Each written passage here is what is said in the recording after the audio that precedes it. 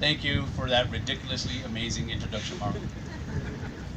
You are a testament to the brotherhood that service members develop in the military that continue on for a lifetime. Love you.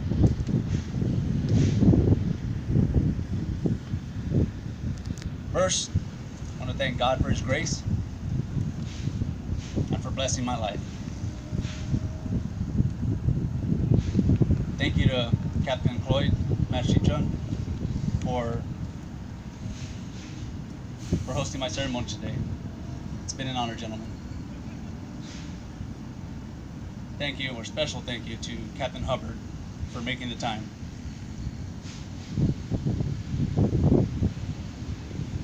It truly has been a very distinct honor, sir. A lot of good memories and some of the best times I've ever had in the military under your command. So, thank you. Thank you to Chief Poole for coordinating today's events. Chaplain Munoz, our fine color guard, ceremony participants, and the workforce behind the scenes. My family and I truly appreciate your collective efforts on this special day. Thanks to my family, friends, and military colleagues for taking the time to be here today. We get a round of applause for everybody that put this together real quick.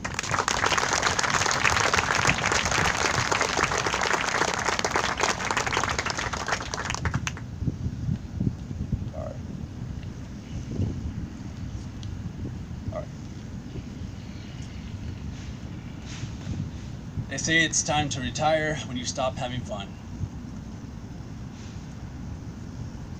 Well, I have never once stopped having fun in my entire career. It's been one hell of a ride.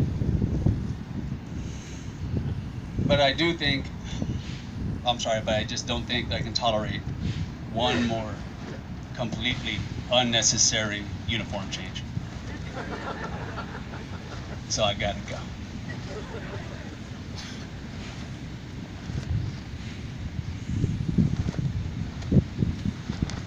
25 years ago, I set off to begin a new adventure and enlist in the United States Marine Corps.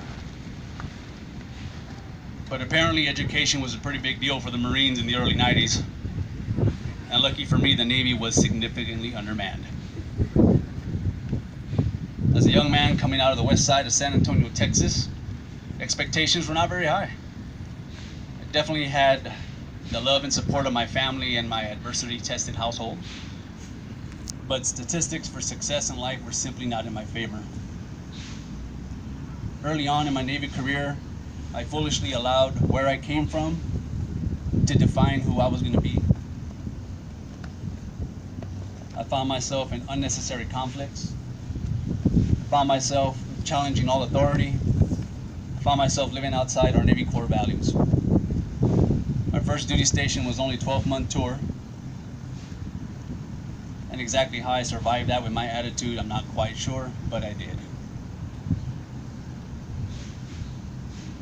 I then reported to my 1st Battalion in Gulfport, Mississippi, with the same arrogance, same attitude that I've been carrying with me since enlisting in the Navy. But then something happened that I wasn't quite prepared for.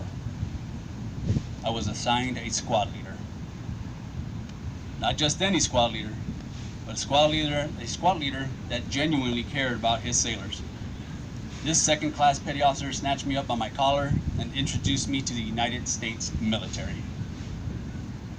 He quickly became my mother, my father, my brother, my chaplain, and more importantly, my mentor. Over the next few months, he took personal ownership of my combat readiness, my technical skills attainment, my physical and mental readiness, and my overall professional development. He led me through a challenging deployment in war-torn Sarajevo, Bosnia, and helped me realize my potential.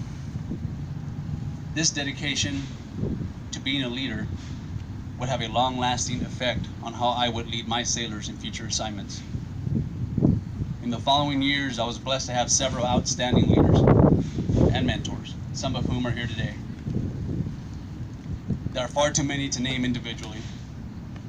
However, if you have ever had a pleasant experience in dealing with me, you can find retired Master Chief Kevin Eichmann after this and thank him for that. If your experience was unpleasant, you can blame retired steelworker Chief Dan Kane. They have all helped me remember that the U.S. Navy only ever owed me one single thing. And that one thing was an opportunity. The opportunity to serve, the opportunity to learn, the opportunity to lead, the opportunity to be something much bigger and greater than a prideful and arrogant kid from the West Side. Through these opportunities, I was able to be part of a dedicated team, a loyal and diverse family, to stand shoulder to shoulder with the men and women who, like myself, have willfully answered their nation's call to defend our American way of life. I challenge all of you still serving to take advantage of those opportunities that have been secured for you by those who served before us.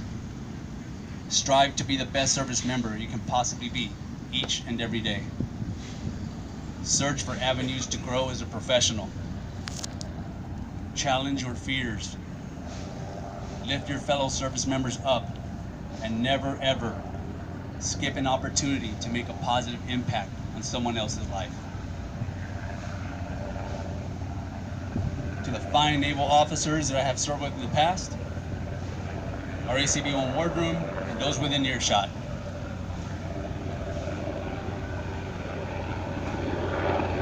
I thank you for taking the oath and for volunteering to bear such a great responsibility. I leave you with these words.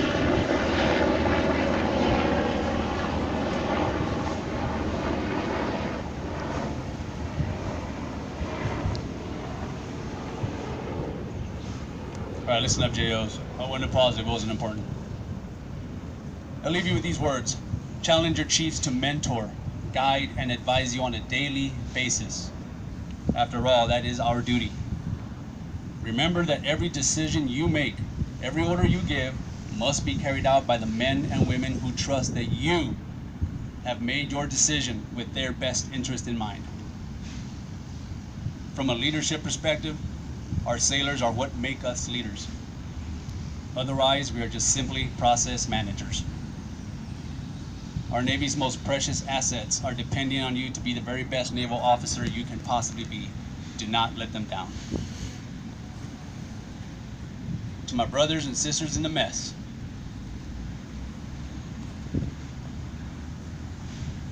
thank you for what you do each and every day for our sailors, this command, and our Navy. Special thanks to the GOATs that mentored me, like Dean Joyce, and inspired me to work as hard as possible to be the leader that our sailors deserve.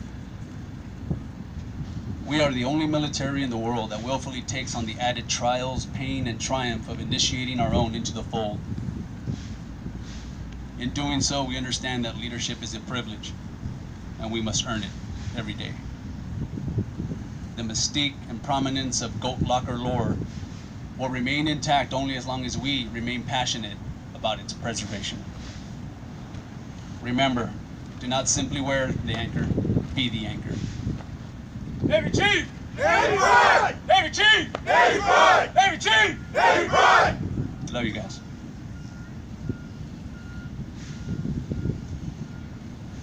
To my sailors, past and present, I know that I haven't always been easy to work with,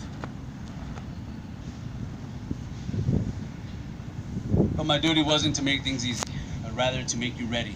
Ready to lead the next generation of Seabees through the challenges of tomorrow. My leadership was meant to inspire you to follow. Not to follow me, but to follow our Navy core values, to follow a path of righteous brotherhood, and to follow each other into the best of times, and more importantly, into the very worst of times. We need each other the most when we stand firmly in our adversary's line of sight. But together we can emerge from the darkest of hours. As long as you hold each other accountable and lift each other up, your days in uniform will be meaningful and just. Never forget how truly special each one of you are.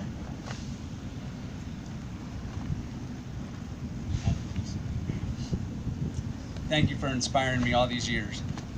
And for allowing me the privilege to serve as your chief.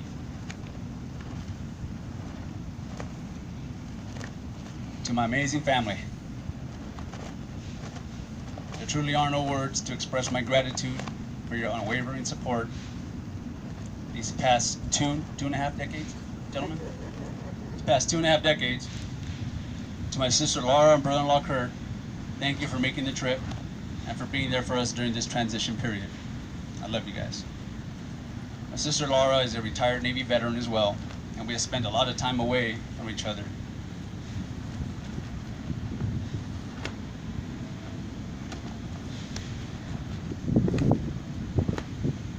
Due to our Navy commitments. Looking forward to catching up. To my late brother Renee,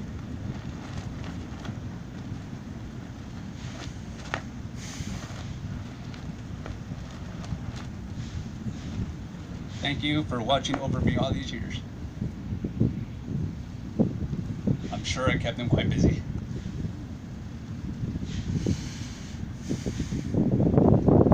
To my mom, taught me that no matter how hard life gets, no matter how tough it gets, you just have to be tougher. You truly are a hero to me. I aspire to be great like you.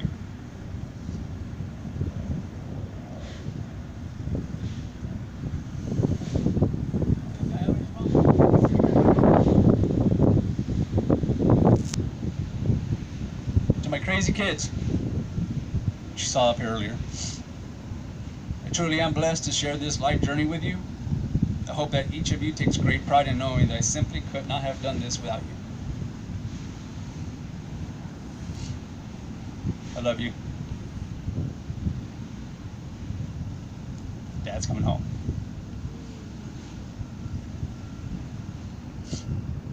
To my amazing wife, Jeanette, this Navy life has not been easy, but you always found a way to turn lemons into lemonade. You stood by me through the good, the bad, and the ugly. Never once blamed the military for our many sacrifices that our family had to make. And I'm forever grateful that your unconditional love allowed me the privilege of serving in the world's finest Navy for 25 years. You should know that I couldn't be prouder to have such a phenomenal woman by my side as we step off into the next chapter of our life. Te amo, baby.